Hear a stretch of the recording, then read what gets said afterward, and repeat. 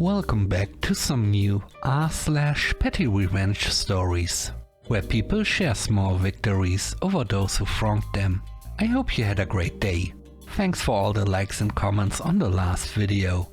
And now let's start with the first story. It's called New Friends.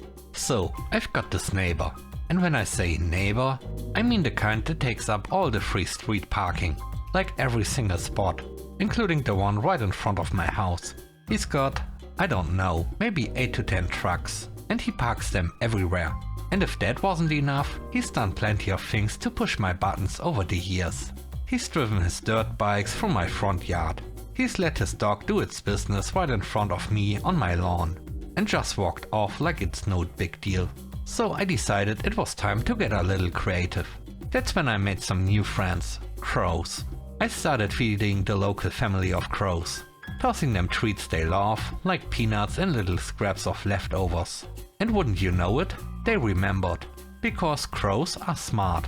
Now every so often I'll walk outside and see 5 or 6 of them just sitting in a tree in front of my house, watching, waiting, completely quiet, like they are in on some secret. And sure enough, the spot directly in front of my house, it's become a danger zone for anyone who's not me. They've never once gone after my car, not a single drop on my windshield. But the street, especially around the neighbors' trucks, let's just say the local birds are very active there. I didn't ask them, I just gave them snacks. They took care of the rest. The next story is called Personal Garbage Can. A few years back, we kept finding fast food trash all over our lawn, like full-on paper bags, drink cups, wrappers, the whole meal, just dumped. We live on a somewhat busy street, so I figured it was just some random person tossing their garbage out the window as they drove by. Annoying, but what can you do, right? Well, one day I just happened to be near the front window, and that's when the mystery got solved. I watched our teenage neighbor pull into his driveway. He gets out of his own car, parked at his own house, and without missing a beat he just drops his fast food bag on our lawn. Right there, like it was his personal garbage can. He then casually strolled into his house, which I assume has actual trash cans. Unlike my yard, he left his car window open. Just a crack, just enough. So I walked outside. I picked up that lovely paper bag of trash, and I gently put the entire contents, cups, wrappers, maybe a few loose fries, right through the open window of his beloved car. The cups still had soda in them. I hope it soaked into the seats. I may have balled up the bag and popped it in too. Then I turned around and walked back inside. Didn't say a word. Now this kid loved his car more than anything. I'm pretty sure he saw me, or figured it out real quick. Because guess what? He never threw trash on our lawn again. The third story is called Customer Service. A while back I was working part-time at a retail computer store. One day a customer comes in holding a mouse and tells me it's defective. I take a look and the issue is immediately obvious. It's one of those older mice with a circular connector. You know, the kind with delicate little pins inside. And the connectors are bent. I explain gently that you have to line up the pins before plugging it in. If you force it, the pin's bent. It's a pretty common mistake. I carefully bend it back, plug it in and show her. Look, it works just fine. But she's not having it. She gets defensive, saying the design is bad and demands a replacement. We go back and forth. I keep explaining the mouse isn't defective, just mistreated. She blames the product. I try to keep it professional. Finally, she just cuts me off and says, I don't care, get the manager. At this point, it's honestly not worth the argument. The mouse is cheap and replacing it will probably save us both time. So I say, I'll be right back. I take her mouse to the back repair area to swap it. Back there I spot an intact box for the exact same mouse sitting in our discard pile. I give her mouse a quick wipe down, repackage it in the old box, add a fresh sticker and walk back out, like I just unboxed a brand new one. I hand it to her and say, here's your replacement.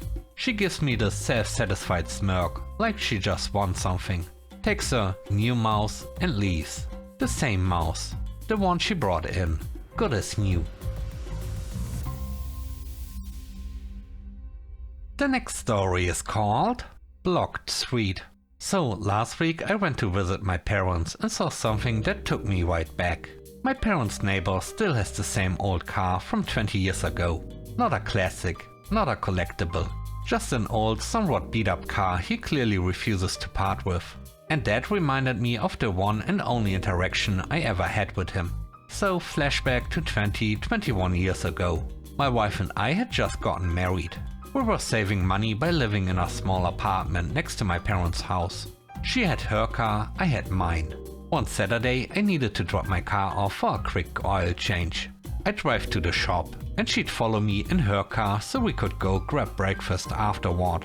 I take the usual route, but there's traffic, so I turn down a narrow one-way side street to save time. That's when I see this guy, my parents' neighbor, driving the wrong way straight toward me. And he's blocking everything. There's another car in front of him, going the correct direction, honking, yelling, trying to get him to move.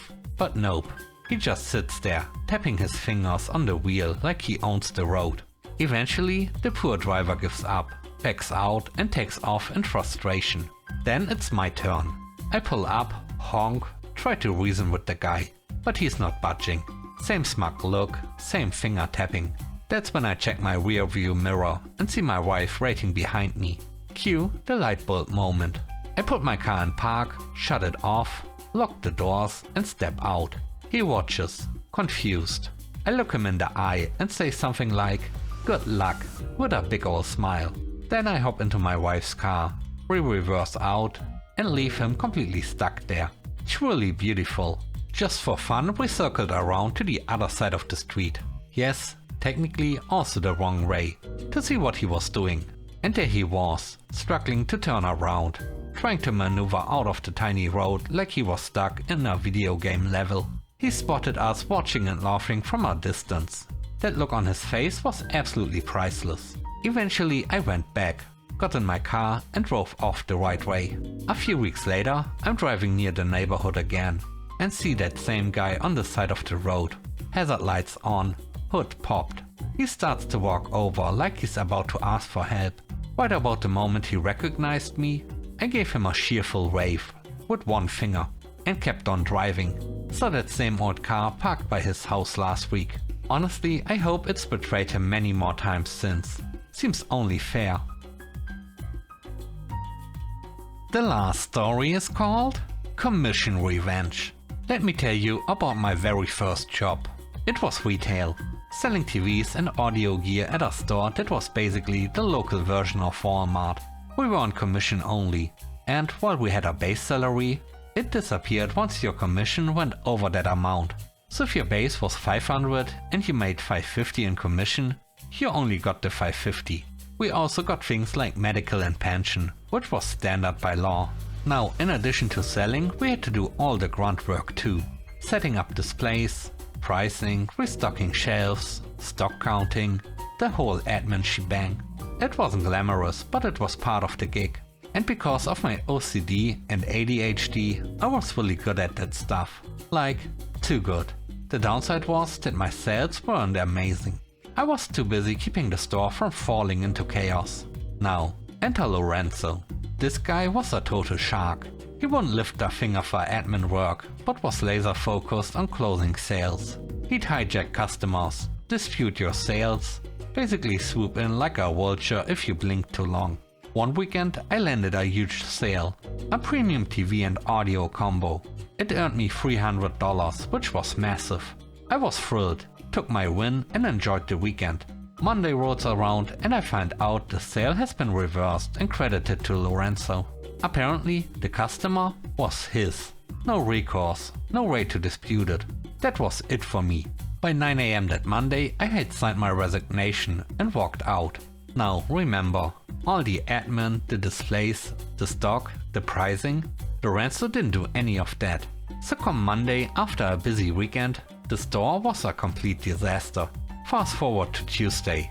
I get a very stressed out call from my manager. Corporate was breathing down his neck and the store was falling apart. Long story short, I agreed to come back as a contractor with benefits, pension, a very generous hourly rate, 4 times my old base salary, and I only had to work part-time hours. And the best part, my new role was training Lorenzo. So now I came in at 10 AM, left by 2 PM and had weekends off. My main job was to tell Lorenzo what to do and how he was doing it wrong. While he huffed and puffed, I sat at a desk with my laptop. The look of frustration on his face as he struggled to set up displays and price stock? Chef's kiss. After 6 weeks of this, he transferred to another store. He couldn't take it anymore. I, on the other hand, got rehired full-time by corporate as a trainer and subcontracted manager. Worked there another year, then moved on. Thanks for watching the video to the end. I hope you enjoyed it. If you did, please don't forget to leave a like, comment and subscribe. And if you have time, watch another one of my videos. Also, if you want to support me further, check out the channel membership or Patreon. And now, I hope you have a great day. See you soon. Bye bye.